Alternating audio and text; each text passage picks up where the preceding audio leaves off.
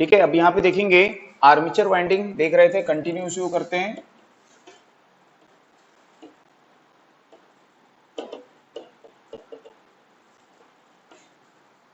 ठीक है, तो सभी स्टूडेंट्स हेडिंग डाल लीजिए आर्मेचर वाइंडिंग। तो यहाँ पे देखेंगे अपने पास में जो अल्टरनेटर है वो है यहाँ पे 3 फेज 4 पोल 12 स्लॉट्स अल्टरनेटर है। ठीक है, अब इसका क्या करेंगे, यहाँ पे सबसे पहले पोल पिच कैलकुलेट करेंगे। तो इसका जो पोल पिच होगा वो पोल पिच क्या होता है बताओ, नंबर ऑफ स्लॉट्स पर पोल। ठीक है, तो नंबर ऑफ स्लॉट्स पर पोल हो गया ये, तो इसको कैंसिल करेंगे तो कितना आएगा, 3 स्लॉट्स पर पोल। ठीक है, अब यहाँ पे कितने फेज हैं, 3 फेज हैं। तो यदि हम इस 3 स्लॉट्स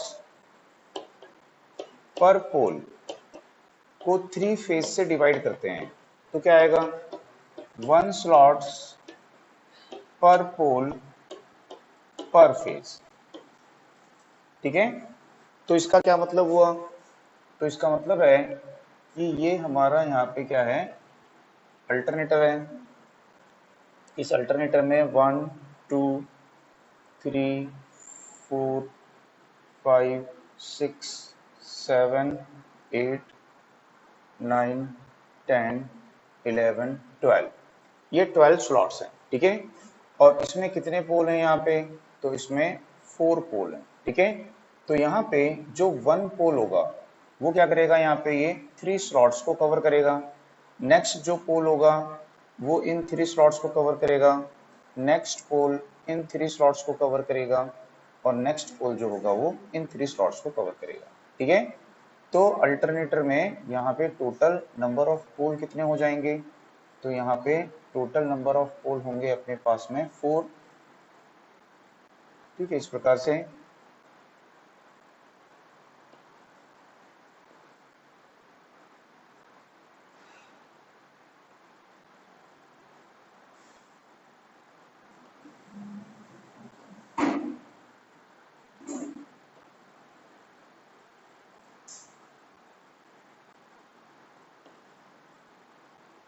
और यहाँ पे जो ईच पोल है, प्रत्येक पोल है वो कितने स्लॉट्स को कवर करेगा, यहाँ पे 3 स्लॉट्स को।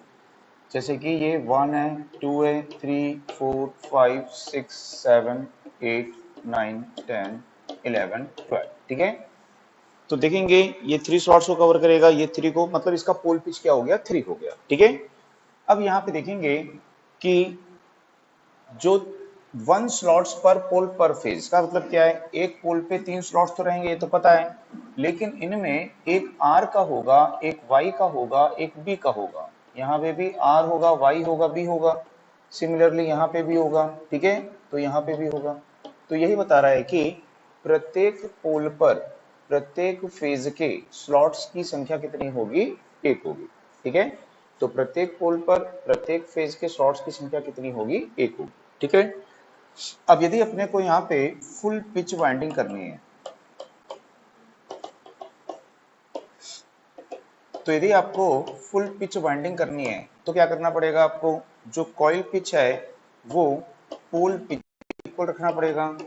तो यहाँ पे कॉइल पिच और पोल पिच दोनों क्या हो जाएंगे, इक्वल हो जाएंगे। ठीक है, तो हमारा पोल पिच कितना है, यहाँ पे 3 है, तो कॉइल पिच भी क्या होना चाहिए, 3 होना चाहिए। कॉइल पिच यानी कॉइल का स्पैन, तो कॉइल का स्पैन यानी कॉइल का फैलाव, तो कॉइल का फैलाव क्या होना चाहिए, ये 1 to 3 होना चाहिए कि 1 to 4 होना चाहिए, तो ये 1 to 4 होना चाहिए। मतलब कॉइल का एक कंडक्टर 1 नंबर स्लॉट्स में यहाँ पे रखेंगे, और उसी समय कॉइल का जो दूसरा कंडक्टर होगा वो कहाँ पे आएगा, 4 नंबर स्लॉट्स में। तो देखिए जब हम देखते हैं कि पोल पिच और कॉइल पिच इक्वल हैं तो अपने आप ही कॉइल का एक कंडक्टर एन पोल के सेंटर में आ जाएगा, और ठीक उसी समय दूसरा कंडक्टर क्या आएगा, एस पोल के सेंटर में आएगा। ठीक है, तो कॉइल का जो पिच है, कॉइल का जो स्पैन है वो क्या रहेगा, 1 to 4। ठीक है, तो यहाँ पे अपन देखेंगे कॉइल का स्पैन 1 to 4 है, तो इस समय इस कॉइल का पिच कितना होगा, तो इस कॉइल के पिच को कैसे कैलकुलेट करेंगे, 4 - 1, तो ये क्या हो जाएगा यहाँ पे 3। तो कैसे होगा, अभी बताया था कि जैसे यहाँ पे 1 2 3 4 पोल लगा दिए हैं, तो 4 पोल लगाने पे हमको स्पैन कितना मिलेगा, ये एक स्पैन मिलेगा, ये दूसरा स्पैन मिलेगा, ये तीसरा स्पैन मिलेगा। तो 4 पोल लगाने पे 3 स्पैन मिलता है। तो इसलिए यदि हम कॉइल को एक कंडक्टर को 1 नंबर स्लॉट्स में और दूसरे कंडक्टर को 4 नंबर स्लॉट्स में रखेंगे, एक कंडक्टर को 1 नंबर स्लॉट्स में, ठीक है, और उसी कॉइल के दूसरे कंडक्टर को कहां रखेंगे, 4 नंबर स्लॉट्स में। तो देखेंगे कितने स्लॉट्स को कवर करेगा, 1 2 3 स्लॉट्स को कवर करेगा। यानी कि इस कॉइल का जो स्पैन है, उसका जो पिच है वो कितना है, यहाँ पे 3 है। ठीक है, बात समझ में आ गई। तो यहाँ पे उसी स्लॉट्स को क्या कर रहे हैं, हम यहाँ पे फ्लैट कर रहे हैं। तो जब उन स्लॉट्स को यहाँ पे हमने क्या कर लिया, इस प्रकार से फ्लैट कर लिया, तो ये 1 2 3 एंड 4। तो यहाँ पे देखेंगे ये कॉइल का एक कंडक्टर है और ये कॉइल का दूसरा कंडक्टर है, और इसको क्या बोलते हो, एंड कनेक्शन है ये। ठीक है, तो इस समय कॉइल कैसी है, यहाँ पे फुल पिच है, फुल पिच वाइंडिंग। तो कॉइल का ये कंडक्टर एन पोल के एग्जैक्ट सेंटर में आएगा, और ठीक सेम इंस्टेंट पर कॉइल का जो अदर कंडक्टर है वो एस पोल के एग्जैक्ट सेंटर में आएगा। तो हमें पता है कि इस कंडीशन में कॉइल के दोनों कंडक्टर के मध्य कितना डिग्री इलेक्ट्रिकल, 180 डिग्री इलेक्ट्रिकल क्या होता है, फेज डिफरेंस होता है। ठीक है, अब हमको ये पता है कि भाई 180 डिग्री इलेक्ट्रिकल फेज डिफरेंस मिल रहा है, तो क्या कर सकते हैं, तो यहाँ पे प्रत्येक स्लॉट्स का हम क्या निकाल सकते हैं, फेज डिफरेंस। तो यदि आप देखें यहाँ पे कि phase difference of each slot, ठीक है, तो phase difference of each slots कैसे निकालेंगे, तो इसको याद रखिए 180 डिग्री अपॉन क्या होगा, पोल पिच। तो पोल पिच से उसको क्या करोगे, डिवाइड कर दोगे। तो यदि यहाँ पे देखें कि पोल पिच हमारा कितना है, 3 है, तो इसको डिवाइड करेंगे तो कितना आ जाएगा, यहाँ पे 60 डिग्री आएगा। ठीक है, तो इसका मतलब है कि इन दो, ठीक है, प्रत्येक स्लॉट्स का मतलब इन दो स्लॉट्स के मध्य कितना डिग्री फेज डिफरेंस होगा, 60 डिग्री। इनके मध्य कितना होगा, 60 डिग्री, और इनके मध्य भी कितना होगा, 60 डिग्री। तो टोटल कितना डिग्री हो जाएगा, 180 डिग्री हो जाएगा। अब हम पढ़े हैं कि जब 3 फेज वाइंडिंग करते हैं, तो 3 फेज वाइंडिंग में जो फेज डिफरेंस होता है आर वाई बी के मध्य कितना डिग्री इलेक्ट्रिकल होता है, 120 डिग्री इलेक्ट्रिकल। तो 120 डिग्री इलेक्ट्रिकल हम कैसे करेंगे, ठीक है, 180 डिग्री इलेक्ट्रिकल हम फेज डिफरेंस कैसे करेंगे, तो उसको यहाँ पे देखते हैं कि 120 डिग्री इलेक्ट्रिकल फेज डिफरेंस कैसे करेंगे। तो मान लीजिए ये आर फेज का स्लॉट्स है, ठीक है, ये वाई का होगा, ये बी का होगा, फिर R Y B, R Y B, R Y B, इस प्रकार से ये स्लॉट्स हैं। तो क्या करते हैं, यहाँ पे एक कंडक्टर स्टार्ट कर रहे हैं, यहाँ पे वाइंडिंग, जो एक कंडक्टर है वो कहाँ रखते हैं, 1 नंबर स्लॉट्स में, और उसी का जो दूसरा एंड है, कॉइल का दूसरा एंड कहाँ पे रखोगे, 4 नंबर पे। ठीक है, अब इसके बाद में यहाँ पे देखेंगे कि 4 के बाद में कहाँ आएगा, ठीक है, ये कितना हो गया, देखो फुल पिच हो गया ना, 60 60 60, कितना डिग्री हो गया, 180 डिग्री।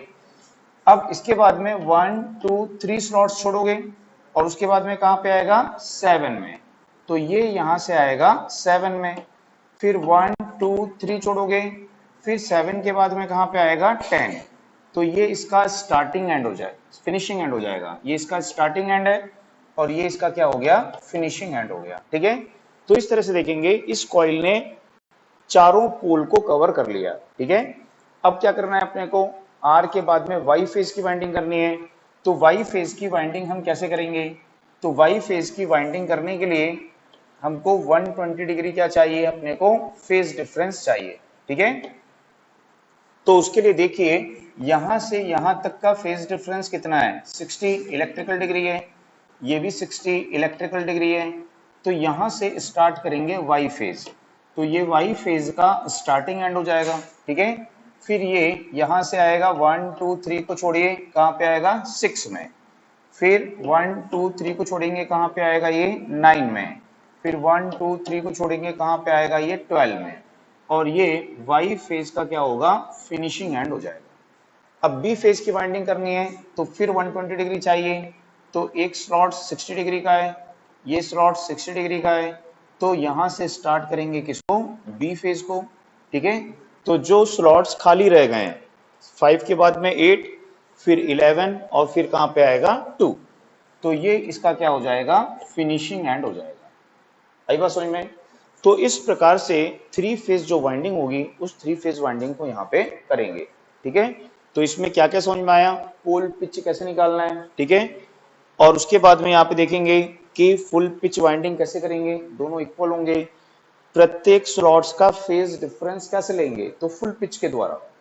प्रत्येक स्लॉट्स का फेज डिफरेंस कैसे निकालोगे, फुल पिच के द्वारा। तो ये आपको आना चाहिए, अभी आगे जरूरत पड़ेगी इसकी आपको। ठीक है, इसको नोट कर लीजिए।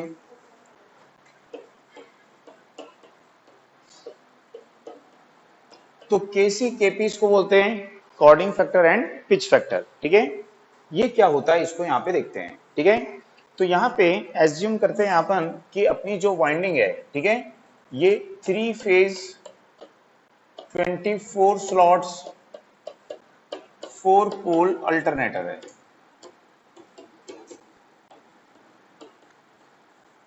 ठीक है, अब इसमें क्या करते हैं, सबसे पहले फुल पिच वाइंडिंग करना है तो आपको क्या करना पड़ेगा, सबसे पहले पोल पिच निकालना पड़ेगा। तो यहाँ पे पोल पिच को कैलकुलेट कर लेते हैं। पोल पिच कितना आएगा, 24 स्लॉट्स 4 पोल यहाँ पे आएगा, तो ये कितना आएगा, 6 स्लॉट्स पर पोल आएगा। ठीक है, अब यदि हमको फुल पिच वाइंडिंग करनी है तो फुल पिच वाइंडिंग के लिए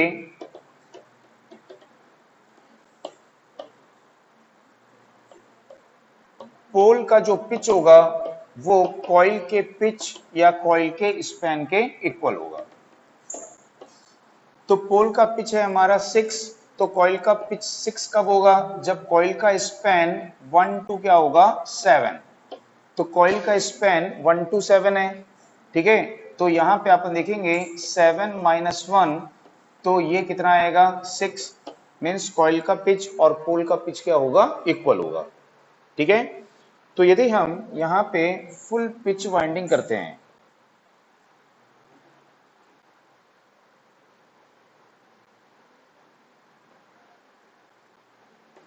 तो ये 1 2 3 4 5 6 7, ओके। तो कॉइल का जो एक कंडक्टर है 1 नंबर स्लॉट्स में एंड जो नेक्स्ट कंडक्टर है वो 7 नंबर स्लॉट्स में आएगा। अब ये कंडक्टर एन पोल के एग्जैक्ट सेंटर में आएगा और जो दूसरा कंडक्टर है ये एस पोल के एग्जैक्ट सेंटर में आएगा। ठीक है, और हमें पता है कि इन दोनों कंडक्टर के मध्य इस समय 180 डिग्री इलेक्ट्रिकल फेज डिफरेंस होगा। ठीक है, तो यदि मान लीजिए 180 डिग्री इलेक्ट्रिकल फेज डिफरेंस है तो इस समय कॉइल का एक कंडक्टर एन पोल के एग्जैक्ट सेंटर में है और दूसरा कंडक्टर एस पोल के एग्जैक्ट सेंटर में है। तो सेंटर में आप कल पढ़े थे कि जो फ्लक्स डेंसिटी होती है वो कहाँ पे मैक्सिमम होती है, पोल के सेंटर में होती है। तो यहाँ पे rate of change of flux linkages क्या होता है, मैक्सिमम भी होता है। तो इसलिए इस कंडीशन में इस कंडक्टर में सबसे ज्यादा ईएमएफ इंड्यूस्ड हो रही होगी, इस कंडक्टर में सबसे ज्यादा ईएमएफ इंड्यूस्ड हो रही होगी। तो हम पढ़े थे कि फुल पिच वाइंडिंग में इंड्यूस्ड ईएमएफ का मैग्नीट्यूड क्या होता है, मैक्सिमम होता है। तो मैक्सिमम क्यों होता है, समझ में आ रही है बात, क्योंकि इस समय जो कंडक्टर होता है मैग्नेटिक फील्ड के परपेंडिकुलर होता है। ठीक है, और सेंटर में मैग्नेटिक फ्लक्स डेंसिटी भी क्या होती है, पोल के मैक्सिमम होती है। तो इसलिए उसमें इंड्यूस्ड ईएमएफ का मैग्नीट्यूड भी क्या होगा, मैक्सिमम होगा। ठीक है, तो यदि मान लेते हैं कि लेट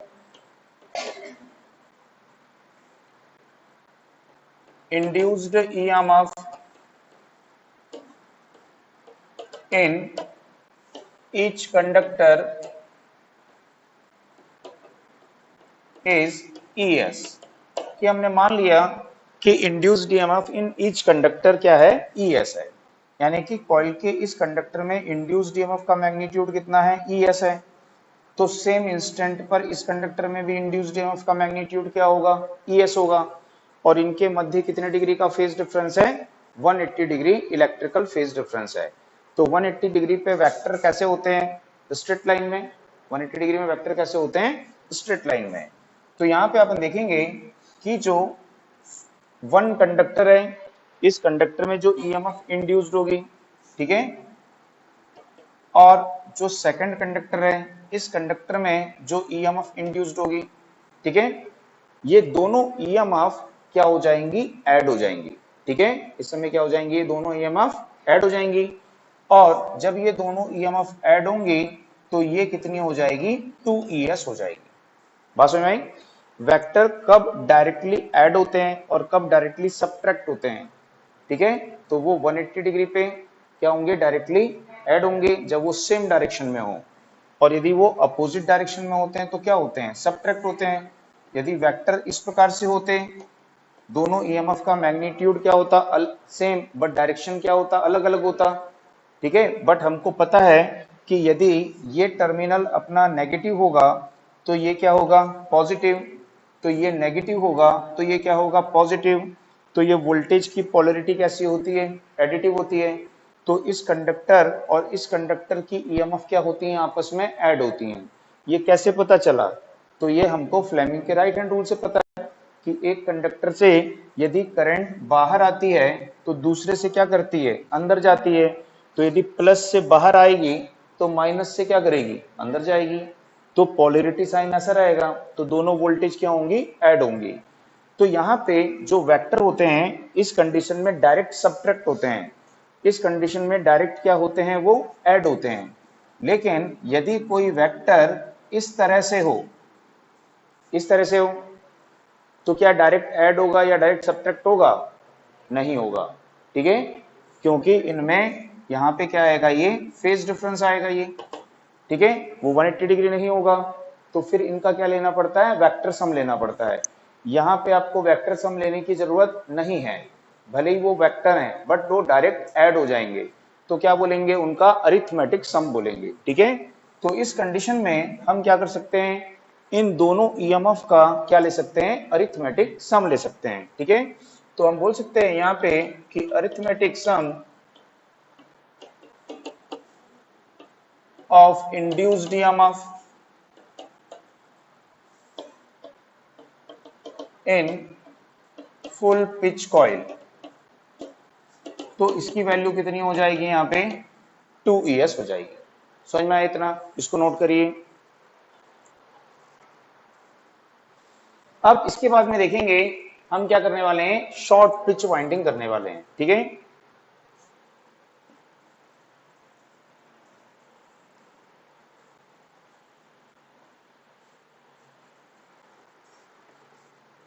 तो यदि देखते हैं यहाँ पे कि शॉर्ट पिच वाइंडिंग, तो जब शॉर्ट पिच वाइंडिंग करेंगे तो यहाँ पे जो पोल का पिच होगा और कॉइल का पिच होगा, क्या ये दोनों पिच इक्वल होंगे, नहीं होंगे। तो पोल का पिच क्या होगा, कॉइल के पिच से ग्रेटर होगा, ठीक है। तो पोल का पिच कितना है, 6 है, तो कॉइल का जो स्पैन होगा अब वो हो जाएगा 1 to 6, पहले 1 to क्या था, 7, 1 to 6 था। तो अब यहाँ पे देखेंगे कि ये 6 - 1 इज इक्वल टू क्या होगा, 5। मीन्स कॉइल का पिच अब क्या हो गया, लेस देन पोल पिच हो गया, ठीक है। तो हमने कितना स्लॉट्स कम किया, तो पहले 1 to 7 था कॉइल का स्पैन, अब कॉइल का स्पैन क्या हो गया, 1 to 6 हो गया, ठीक है। तो अब ये जो कॉइल है इसको क्या बोलेंगे, हम शॉर्ट पिच कॉइल बोलेंगे, शॉर्ट पिच वाइंडिंग बोलेंगे। तो जब शॉर्ट पिच वाइंडिंग में हमने एक स्लॉट्स कम किया तो कितना डिग्री एंगल हमने शॉर्ट किया, कितना डिग्री एंगल हमने कम किया।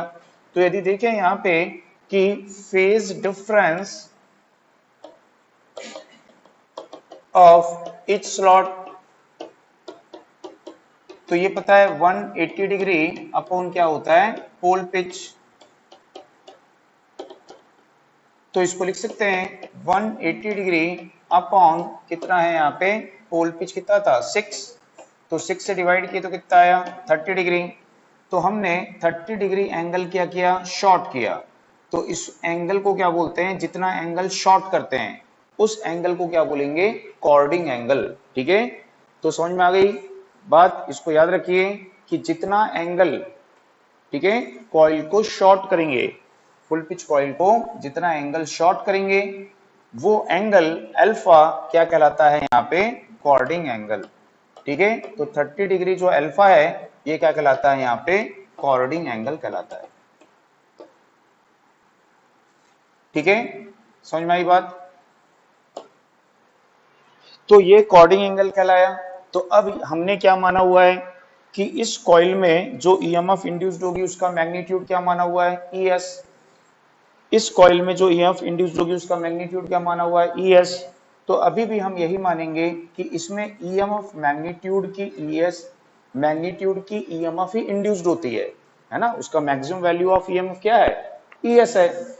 लेकिन जब जिस इंस्टेंट पर ये कंडक्टर एन पोल के सेंटर में है, इसमें ईएस मैग्नीट्यूड की इंड्यूस्ड हो रही है, क्या उसी इंस्टेंट पर ये भी एस पोल के सेंटर में है, क्या उसी इंस्टेंट पर इसमें भी ईएमएफ इंड्यूस्ड हो रही होगी, नहीं। तो ये जो कंडक्टर है, ये कंडक्टर एस पोल में कब आएगा, तो वो 30 डिग्री देरी से आएगा, 30 डिग्री बाद में आएगा, है कि नहीं। क्योंकि हम देखें यदि कि हमारा जो अल्टरनेटर है इसमें ये एन पोल है ऐसा और ये यहाँ पे है एस पोल, तो पहले कंडक्टर सेंटर में थे। ठीक है, यदि हमारा अल्टरनेटर इस डायरेक्शन में रोटेट कर रहा है तो इस समय ES, इस समय ES ये होता, लेकिन हमने इसको क्या कर दिया है, यहाँ पे इस पोजीशन पे ले आए। यहाँ से पहले यहाँ तक थी वाइंडिंग, अब वाइंडिंग को हमने यहाँ से क्या कर दिया है, यहाँ पे कर दिया है। तो क्या हो गया, ये शॉर्ट हो गया है कि नहीं। तो हम देखेंगे कि इसमें जो ईएमएफ इंड्यूस्ड होगी उसमें कितने डिग्री का डिफरेंस आएगा, 30 डिग्री का डिफरेंस यहाँ पे आएगा। तो यदि अल्टरनेटर हमारा मान लीजिए इस डायरेक्शन में रोटेट कर रहा है तो इस समय इसमें तो ES मैग्नीट्यूड की ईएमएफ इंड्यूस्ड हो चुकी है। अब ये यहाँ पे कब पहुंचेगा, एस पोल का सेंटर 30 डिग्री के बाद में पहुंचेगा, तो इसमें भी ES मैग्नीट्यूड की ईएमएफ इंड्यूस्ड होगी, लेकिन कब होगी, 30 डिग्री के बाद में। इस समय ईएमएफ उसमें ES मैग्नीट्यूड की नहीं होगी। तो यदि हम इनका क्या लेंगे, यहाँ पे सम लेंगे, तो अब हमको क्या लेना पड़ेगा, इसका वेक्टर सम लेना पड़ेगा। ठीक है, तो वेक्टर सम यहाँ पे कैसे लेंगे कि जो ये ईएमएफ थी ES, अब ये ईएमएफ अब अपनी पोजीशन से क्या होगी, ऐसा शिफ्ट हो जाएगी। इस एंगल को थोड़ा बड़ा बना देते हैं जिससे कि अपना डायग्राम क्लियरली दिखे। ठीक है, तो ये मैग्नीट्यूड तो अभी भी इसका ES है, बट कितने डिग्री के बाद में ES आएगा वो, तो वो alpha is equal to 30 degree. तो ये अल्फा 30 है ये क्या कहलाएगा, कॉर्डिंग एंगल कहलाएगा। ठीक है, क्योंकि हमने 30 डिग्री क्या किया है, शॉर्ट किया है। तो यहाँ पे इनका वेक्टर सम लेंगे तो इनकी रिजल्टेंट ईएमएफ क्या होगी, इन दोनों का वेक्टर का सम होगी। तो ये रिजल्टेंट ईएमएफ क्या होगी, इनका वेक्टर सम होगी। आई बात समझ में सबको। तो यहाँ पे अपन देखेंगे कि vector sum of induced EMF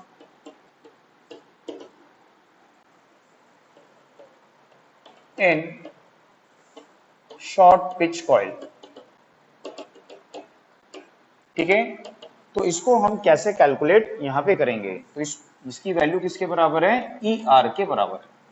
तो इसको हम यहाँ पे कैसे कैलकुलेट करेंगे, तो हमको पता है कि कोई ट्रायंगल होता है, त्रिभुज होता है, आप लोग पढ़े होंगे ज्योमेट्री में कि यदि किसी त्रिभुज की दो साइड्स भुजाएं बराबर होती हैं तो ये जो एंगल, ये जो इसकी ये लाइन बढ़ा रहे हैं, इस कोण को क्या बोलते हो, एक्सटीरियर एंगल, बहिष्कोण।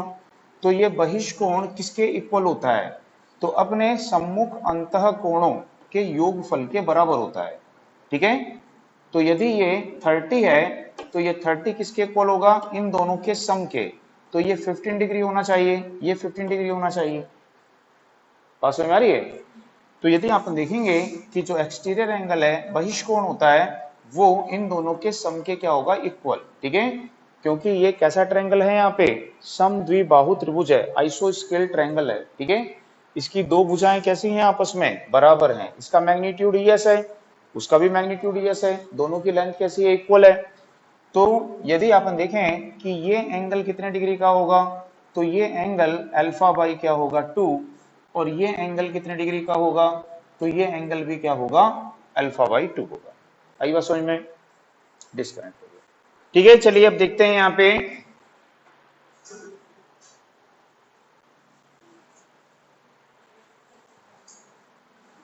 ठीक है। तो मैं आपको बता रहा था कि यहाँ पे ये एंगल अल्फा है, एक्सटीरियर एंगल बहिष्कोण, और ये कैसा त्रिभुज है आइसोस्केल यानी कि समद्विबाहु त्रिभुज। इसकी ये दोनों साइड्स कैसी हैं, इक्वल हैं।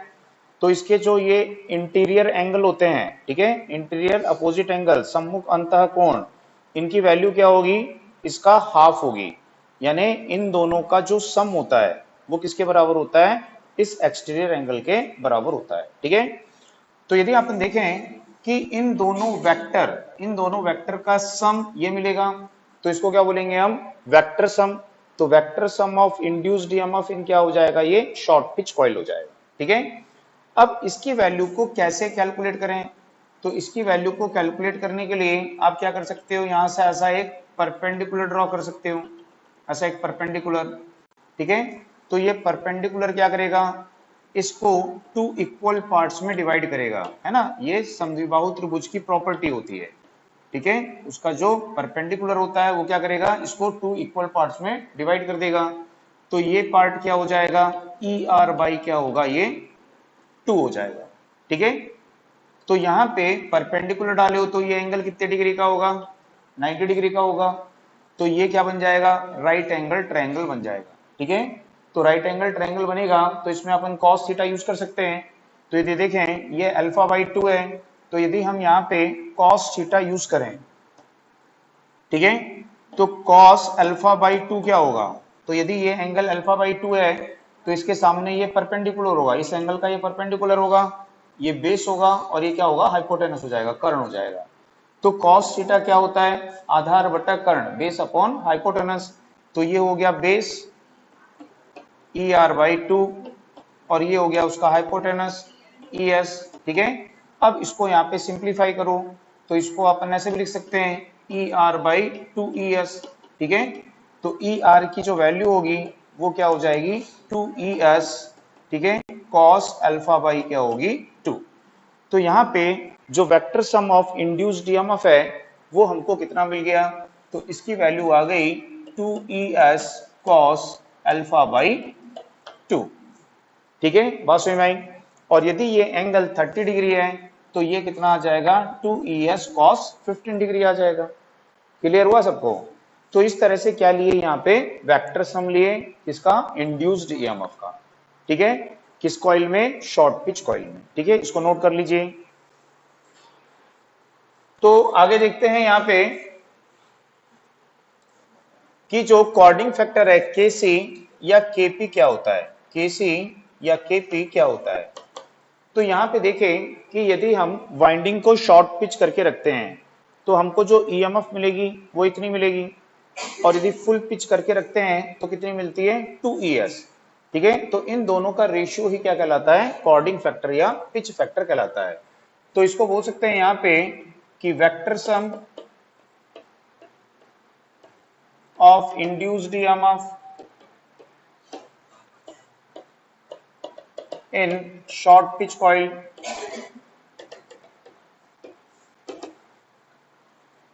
upon arithmetic sum of induced EMF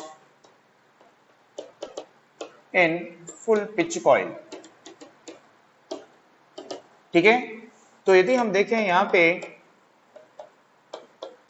कि जो वेक्टर सम है वो कितना मिला है 2 ES cos अल्फा बाई 2, और अरिथमेटिक सम कितना था 2 ES, ये दोनों कैंसिल हो जाएंगे तो इसकी वैल्यू क्या आएगी cos अल्फा बाई 2 आ जाएगी। ठीक है, तो यदि आपको बोलता है कि केसी केपी को आपको कैलकुलेट करना है, तो केसी केपी को यदि हमको कैलकुलेट करना है तो हम कैसे कैलकुलेट करेंगे, तो हमको इस फार्मूले को यूज करना पड़ेगा। ठीक है, तो ये फार्मूला है किसको, केसी केपी को कैलकुलेट करने के लिए, कि आपको क्या चाहिए होगा, सबसे पहले कॉर्डिंग एंगल चाहिए।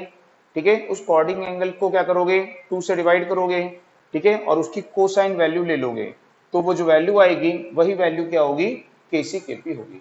ठीक है, तो ये भी आपको याद रखना है कि ये किसका रेशियो होता है, तो वेक्टर सम एंड अरिथमेटिक सम।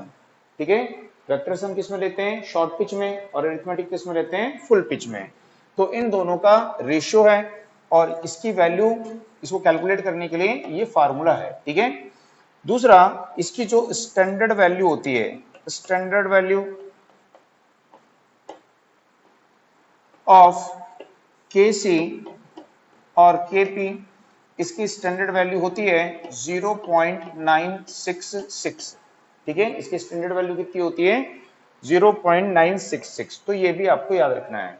तो ये हमको क्या बताता है, कोडिंग फैक्टर या पिच फैक्टर हमको क्या बताता है, तो हमने बोला कि इसकी स्टैंडर्ड वैल्यू कितनी है, ये ऑलवेज एक से कम ही रहेगा ना, है ना। कॉस की वैल्यू 1 कब होती है, 0, कॉस 0 पे। तो ये एंगल 0 है क्या, अल्फा, अल्फा 0 नहीं है, तो कॉस का एंगल 0 नहीं होगा, तो 0 नहीं होगा तो इसकी वैल्यू हमेशा ऑलवेज क्या होगी, लेस देन 1 होगी। तो यहाँ पे केसी केपी की वैल्यू हमेशा 1 से कम ही आएगी। ठीक है, और उसका स्टैंडर्ड वैल्यू हमको पता है कि कितनी है, तो 0.966 है। तो यदि हम यहाँ पे 0.966 पुट करते हैं और हम यदि फुल पिच वाइंडिंग किए, और फुल पिच वाइंडिंग में हमको 1000 वोल्ट इंड्यूस होती फुल पिच में, तो इन दोनों को मल्टीप्लाई करो तो क्या मिलेगा, शॉर्ट पिच। तो इसका मतलब है कि शॉर्ट पिच में कितनी मिलेगी, 966 वोल्ट मिलेगी। ठीक है, तो यदि फुल पिच में मिलती हमको 1000, कॉर्डिंग फैक्टर है 0.966, इसका मतलब है शॉर्ट पिच में आपको मिलेगी 966 वोल्टेज। तो 34 वोल्ट क्या हो जाएगी, वहां पे कम हो जाएगी। तो ये जो 34 वोल्ट अपनी कम होगी, ठीक है, तो यही हमको ये बताता है कौन, कॉर्डिंग फैक्टर। तो ये कॉर्डिंग फैक्टर या पिच फैक्टर हमको क्या बताता है कि फुल पिच वाइंडिंग की तुलना में आपको शॉर्ट पिच वाइंडिंग में कितनी ईएमएफ मिलेगी, कम मिलेगी या कितनी ईएमएफ मिलेगी, है ना। तो ये हमको ये बताता है। तो शॉर्ट पिच में हम कल लिख चुके हैं कि शॉर्ट पिच वाइंडिंग करने से इंड्यूस्ड ईएमएफ का मैग्नीट्यूड क्या हो जाता है, कम। ये उसकी ड्रॉबैक है शॉर्ट पिच की, लेकिन फिर भी हम शॉर्ट पिच वाइंडिंग का ही यूज करते हैं क्योंकि उसकी एडवांटेज होती है कि ये जो हाई फ्रीक्वेंसी हार्मोनिक्स होते हैं उसको टोटली एलिमिनेट करती है, हाई फ्रीक्वेंसी हार्मोनिक्स को टोटली एलिमिनेट करेगी। तो दूसरा अपना जो एंड कनेक्शन होता है, एंड कनेक्शन होता है, उस एंड कनेक्शन में कॉपर की क्या होती है, सेविंग। कि यदि देखें कि ये हमारा एंड कनेक्शन है, ठीक है, अब यदि हमारा एंड कनेक्शन शॉर्ट पिच में इतना हो जाएगा, तो शॉर्ट पिच में एंड कनेक्शन ये होगा, फुल पिच में एंड कनेक्शन ये होगा, तो यहाँ पे कॉपर आपको ज्यादा लगेगा ना, इसमें आपको कॉपर क्या लगेगा, कम लगेगा, है ना, लंबाई कम हो जाएगी वायर की। तो कॉपर की क्या होती है, सेविंग। लेकिन कॉपर की सेविंग के लिए थोड़ी शॉर्ट पिच करते हैं, मेन रीजन क्या है, हाई फ्रीक्वेंसी हार्मोनिक्स को एलिमिनेट करना और आर्मेचर में इंड्यूस साइन वेव की शेप को इंप्रूव करना, है ना, उसके शेप को हमको साइनोसॉइडल ही रखना है, उसको डिस्टॉर्टेड होने नहीं देना है। कौन डिस्टॉर्ट करता है, हार्मोनिक्स। तो जब हार्मोनिक्स एलिमिनेट हो जाएंगे तो उसका वेव फॉर्म का शेप भी क्या होगा, साइनोसॉइडल होगा। ठीक है, तो इसीलिए शॉर्ट पिच वाइंडिंग का यूज किया जाता है। ठीक है, तो इसको नोट कर लीजिए, इसको आपको याद रखना है। इसमें से न्यूमेरिकल्स भी आएंगे, न्यूमेरिकल आगे करते हैं इसमें।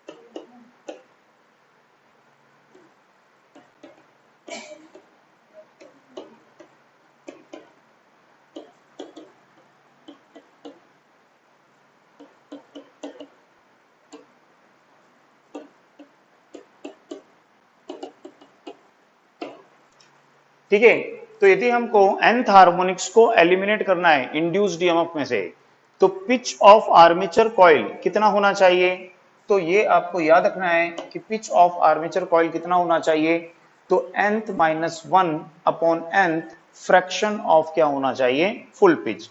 फुल पिच का इतना भाग वो होना चाहिए।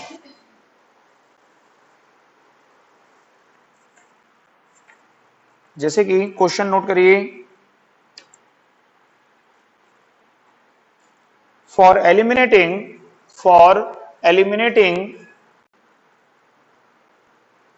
Seventh harmonic, for eliminating seventh harmonic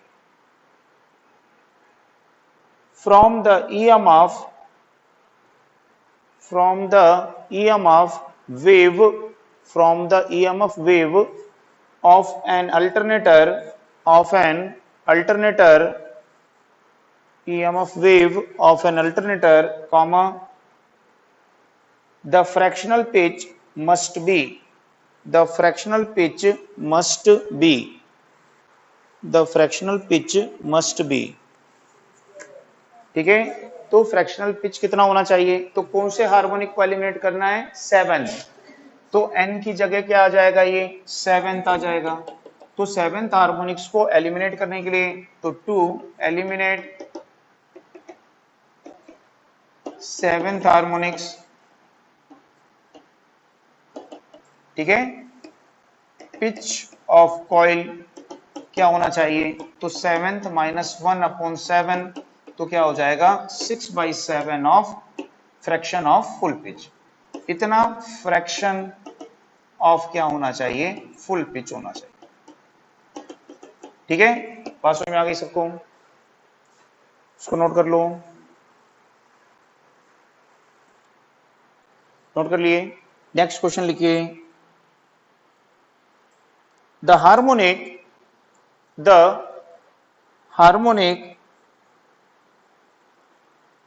which would be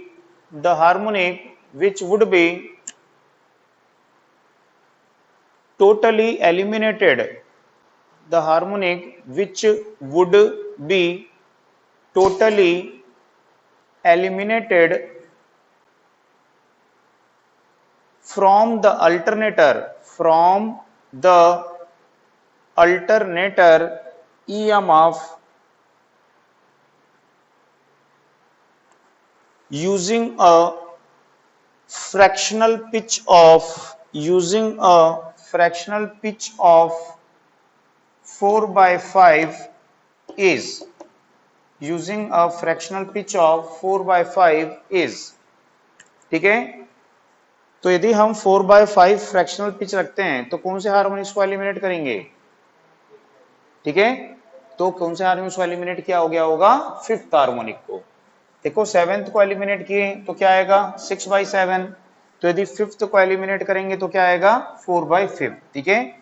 तो इसमें किस हार्मोनिक्स को एलिमिनेट किया गया है, 5th हार्मोनिक को एलिमिनेट किया गया है, ठीक है। तो आंसर आएगा 5th, ठीक है। अपन वो पढ़े थे क्राउलिंग पढ़े थे, याद है। तो क्राउलिंग अपन पढ़े थे कि क्राउलिंग किसके कारण हुआ था, 7th हार्मोनिक के कारण। कहां पढ़े थे, 3 फेज इंडक्शन मोटर में पढ़े थे क्राउलिंग। तो क्राउलिंग किसके कारण होता है, 7th हार्मोनिक्स के कारण। तो उस समय बताया था कि 7th हार्मोनिक्स को एलिमिनेट करने के लिए क्या करेंगे वहां पे, या क्राउलिंग को हमको समाप्त करना है तो उसके लिए क्या करना पड़ेगा, शॉर्ट पिच वाइंडिंग का यूज करेंगे। और कॉइल का स्पैन कितना होगा, कॉइल का पिच कितना होगा, 6/7 लिखवाया था मैं आपको वहां पे। तो यदि हमको 7th हार्मोनिक्स को एलिमिनेट करना है ना, स्टेटर वाइंडिंग में, किसकी, 3 फेज इंडक्शन मोटर की, तो स्टेटर में जो वाइंडिंग करेंगे वो 6/7 क्या होगा, फ्रैक्शन ऑफ फुल पिच होगा। तो वो 7th हार्मोनिक्स को समाप्त कर देगा, तो अब क्राउलिंग नहीं होगा। तो अब जो 3 फेज इंडक्शन मोटर बनाई जाती हैं उनमें क्राउलिंग नहीं होता है, ठीक है। अब इसके बाद में नेक्स्ट क्वेश्चन लिखिए, नेक्स्ट क्वेश्चन,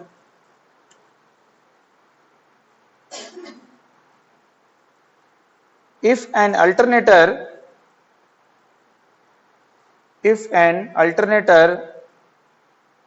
winding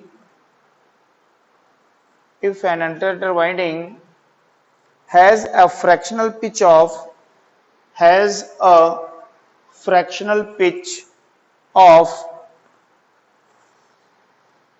5/6 5/6.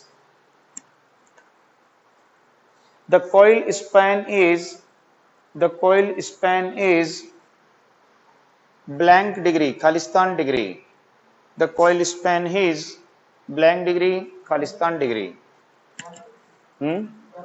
हाँ, कितना है इसमें 5/6. कितना आ जाएगा 120 कि 150? 150 है. ठीक है. तो यदि हम देखें कि इस प्रकार से ये कॉइल है ऐसा, तो ये फुल पिच है, तो कितना डिग्री है ये 180 डिग्री है. तो इसको बोल रहा है कि ये कितना था, ये 6 था. तो इसको हम यहां पे कितना कर दिए हैं 5/6 कर दिए हैं. तो इसका पोल पिच कितना था, पहले 6 था. कॉइल पिच कितना था 6 था. तो हमने उसको क्या कर दिया है 5/6 कर दिया है. कितना डिक्रीज किया है, कितना शॉर्ट किया है 1/6. ठीक है ना. तो याद रखिए कि यदि आपको बोला है कि 5/6 है, कॉइल का स्पैन क्या है 5/6 है, तो ये 6 क्या होता है, तो ये 6 क्या होता है पोल पिच होता है. क्या होता है, ये पोल पिच होता है ना. 6 था, तो 6 से क्या कर रहे हो 5/6. तो एक स्लॉट्स क्या कर दे रहे हो, कम कर दे रहे हो, एक स्लॉट शॉर्ट कर दे रहे हो. तो स्पैन ऑफ कॉइल क्या होगा, तो हमको पता है ये 180 डिग्री होता है. ठीक है. तो स्पैन ऑफ कॉइल है 5/6 और यदि डिग्री में कन्वर्ट करना है तो 180 से मल्टीप्लाई करना पड़ेगा. ठीक है. तो इसको डिवाइड कर दो तो कितना आ जाएगा, ये 150 डिग्री आ जाएगा.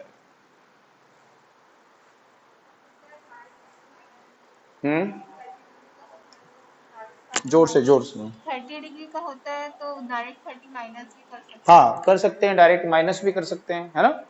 180 में से एक स्लॉट्स कम किए हैं तो डायरेक्ट उसको माइनस भी कर सकते हैं.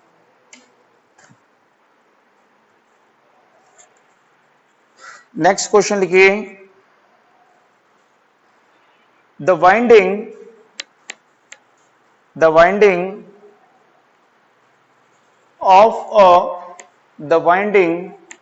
of a 4-pole alternator, the winding of a 4-pole alternator having 36 slots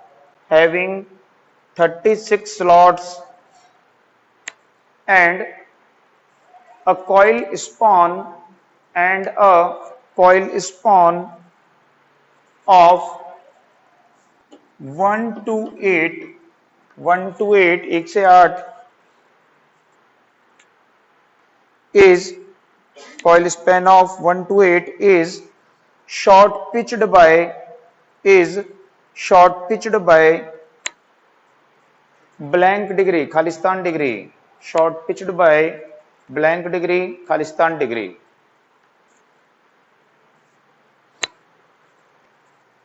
question समझ में आया सबको.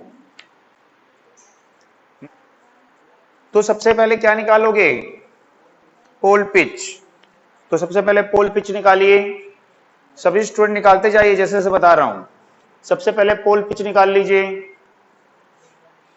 तो 36 अपॉन क्या आएगा, कितने पोल हैं 4 पोल हैं. तो 36/4 करिए, पोल पिच आ जाएगा. ठीक है. तो आपका क्या आ गया यहां पे, आपका आ गया यहां पे पोल पिच. तो ये आ गया 36/4. तो कितना आ गया 9. ये आपका आ गया पोल पिच. यदि आप फुल पिच करोगे तो span of coil for full pitch कितना होगा बताओ. तो 1 to क्या लिखोगे 10. कॉइल का स्पैन फुल पिच के लिए कितना होगा 1 to 10, यानी कि 10 - 1 = क्या हुआ 9. यही मतलब हुआ. वो तो क्वेश्चन में दिया है. ठीक है, बात समझ में आई. तो यदि हम span of coil for full pitch करेंगे तो कितना रखेंगे 1 to 10 रखेंगे. बट यहां पे क्या बोल रहा है कि पिच ऑफ कॉइल क्या है, पिच ऑफ कॉइल क्वेश्चन में जो गिवन है वो कितना है 1 2, तो इसका मतलब है 8 माइनस क्या होगा 1, तो 8 माइनस 1 इज इक्वल टू क्या होगा, तो कितने स्लॉट शॉर्ट किए, ठीक है, तो नंबर ऑफ शॉर्ट स्लॉट्स, तो कितने स्लॉट शॉर्ट किए हो, 2 स्लॉट शॉर्ट किए हो। अब इसको आप डिग्री में कन्वर्ट करिए, कितने डिग्री आपने शॉर्ट किया है, ठीक है, तो यदि हम देखें कि कितने डिग्री हमने शॉर्ट किया है, ठीक है, तो कॉर्डिंग एंगल निकालना पड़ेगा। तो कॉर्डिंग एंगल कैसे निकालेंगे, तो कॉर्डिंग एंगल होगा नंबर ऑफ शॉर्ट स्लॉट्स, ठीक है, अपॉन पोल पिच इनटू क्या होगा, ठीक है, तो कितने स्लॉट शॉर्ट किए हैं 2, पोल पिच कितना आया था 9, इनटू क्या होगा 180 डिग्री, तो ये हो जाएगा कितना यहाँ पे 20, तो ये कितना हो जाएगा 40 डिग्री। तो हमने कितने स्लॉट शॉर्ट किए हैं यहाँ पे, या आप ऐसे बोल सकते हो प्रत्येक स्लॉट्स का क्या निकाल लोगे, प्रत्येक स्लॉट्स का क्या निकाल लोगे, फेज डिफरेंस क्या होता है 180 डिग्री अपॉन पोल पिच, तो 180 डिग्री अपॉन पोल पिच क्या होता है प्रत्येक स्लॉट्स का फेज डिफरेंस, और इनटू कितने स्लॉट शॉर्ट किए हो 2, तो एक स्लॉट्स का यदि आया है 20 डिग्री तो 2 स्लॉट्स का कितना आएगा 40 डिग्री आएगा, ठीक है, ठीक है। नेक्स्ट क्वेश्चन लिखिए,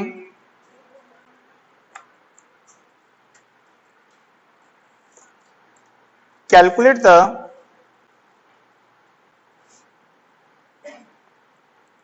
pitch factor for calculate the pitch factor for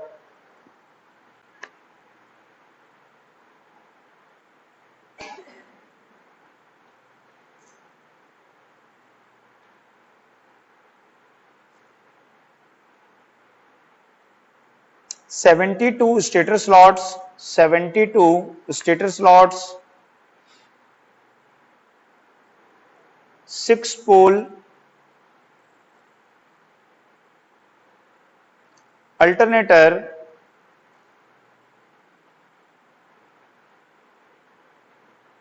in which coil span is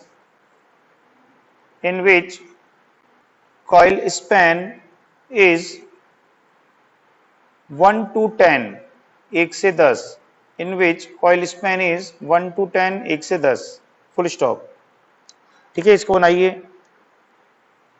इसमें क्या निकालना है केसी निकालना है, केसी केपी है ना, तो केसी केपी निकालने के लिए सबसे पहले क्या निकालना पड़ेगा आपको, कॉर्डिंग एंगल निकालना पड़ेगा, ठीक है, उसकी कॉस अल्फा बाई 2 वैल्यू रखेंगे।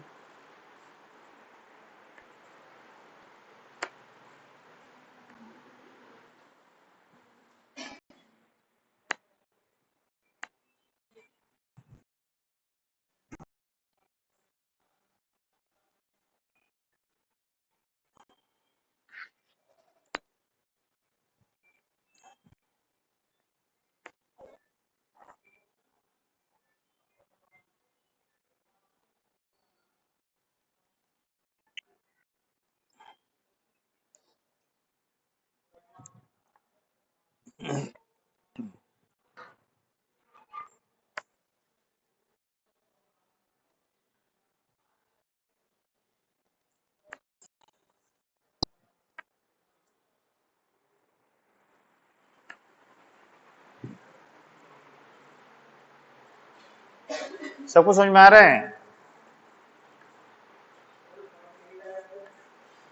कितना है अल्फा की वैल्यू कितनी आई,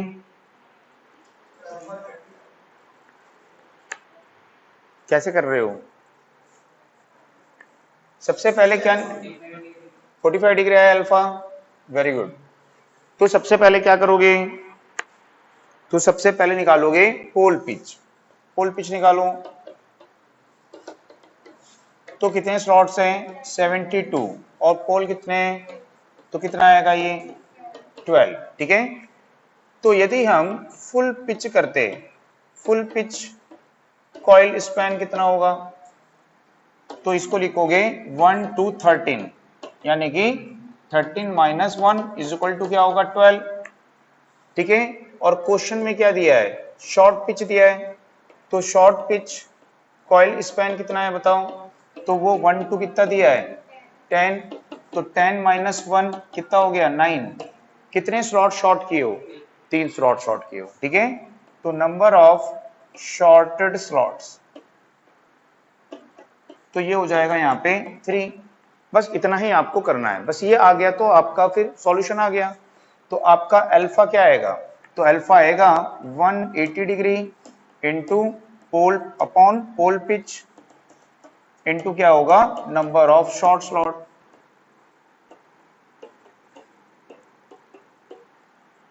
तो 180 पोल पिच है अपना 12 इंटू क्या हो जाएगा ये 3।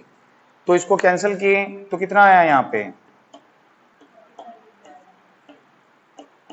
तो ये आया 45 डिग्री। ठीक है, तो अब इसकी वैल्यू को किसमें रखोगे, केसी या केपी हमको निकालना है, तो हो जाएगा cos 45/2, तो कितना आएगा cos 22.5 degree.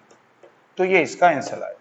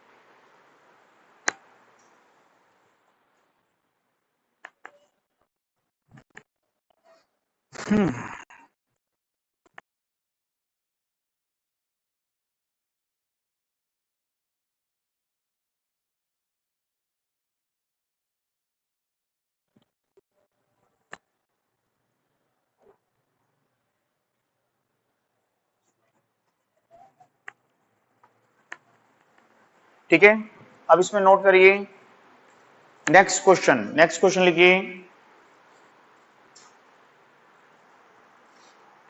In an alternator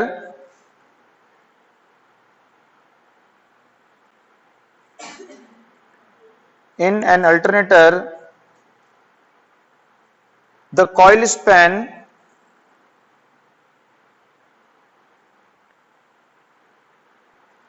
in armature winding, the coil span in armature winding is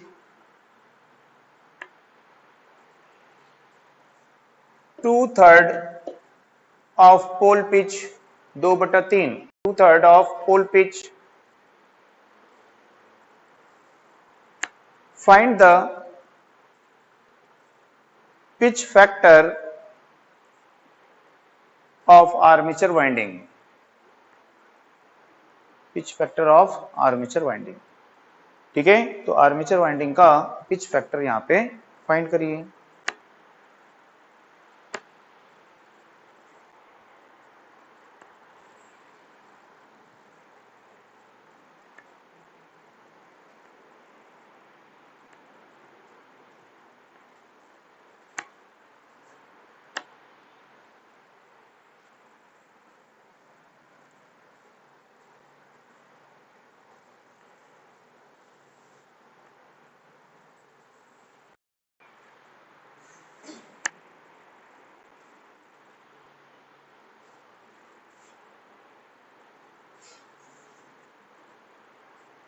ठीक है, बन गया।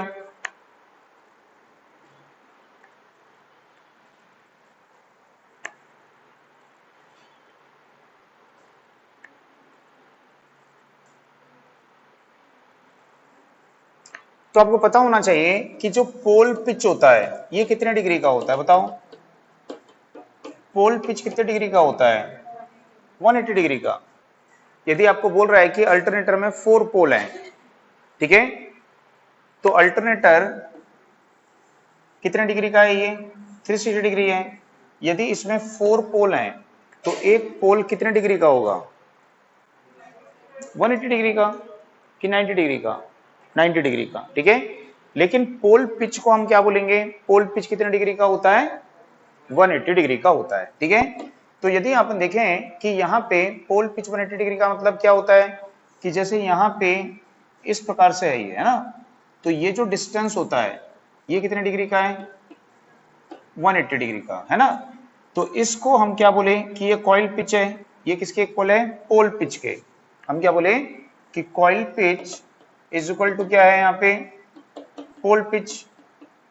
तो कितने डिग्री का हुआ ये, 180 डिग्री हुआ है कि नहीं। कॉइल का पिच कितना है और वो किसके बराबर है, तो कितने डिग्री का होगा वो, 180 डिग्री का होगा, ठीक है। तो इलेक्ट्रिकली हम देखें कि ये 180 डिग्री होता है। तो ये आपको याद रखना है, बस इतना यदि याद है तो आपसे आंसर बन जाएगा यहाँ पे। तो कॉइल स्पैन कितना बोला है, कॉइल स्पैन कितना दिया है, 2/3 ऑफ पोल पिच, ऐसा लिखा है क्वेश्चन में। तो 2/3 ऑफ पोल पिच, तो कैंसिल करिए, कितना डिग्री आया, 120 डिग्री। तो कॉर्डिंग एंगल क्या आएगा, तो कॉर्डिंग एंगल क्या होता है, कितना एंगल शॉर्ट किए हो वही होता है।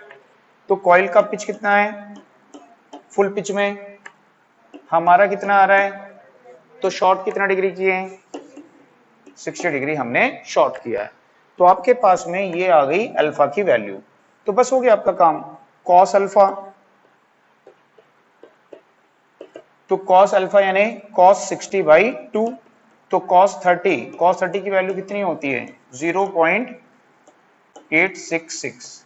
ये आपको याद रखना है क्वेश्चन, इसमें डायरेक्ट आंसर आएगा, कितना, 0.866, है ना, क्योंकि कॉस क्या आ रहा है 30, उसकी वैल्यू हमको पता होती है।